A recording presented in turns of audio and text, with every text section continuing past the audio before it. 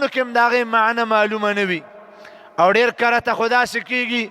اوس خو د خلقو یو ډېر اسانه طریقه ده چې د چا نه تپوس کوې چې د دې عجیبه نوم څه معنی ده هغه نوم داسې ظاهره خبره ده استاد یې نه په کتاب کې لیدلی دی نه په احادیثو مبارکو کې لیدلی دی او نه د تاریخ په کتابونو کې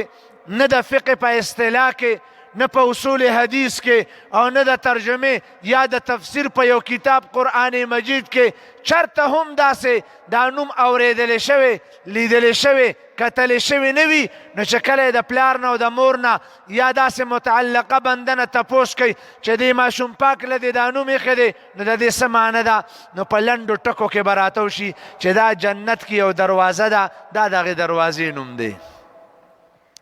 دا په جنت کې یوه اونه ده دا د هغې اونې نوم دی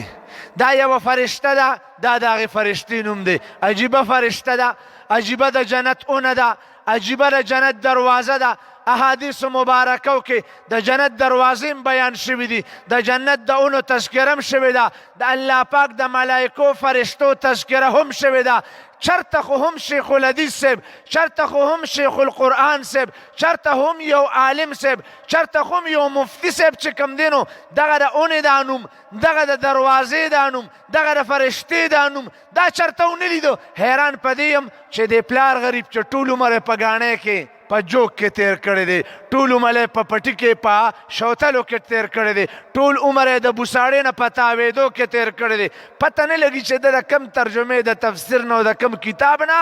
دغه نوم راواغېسته او د خپل بچي لی کېښودو مفتي صاحب ته معلوم نه شو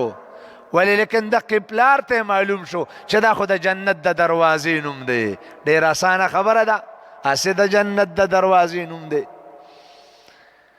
زما محترمو نبی پاک علیه السلام په زمانه کې به صحابه کرامو د جناب نبی کریم صلی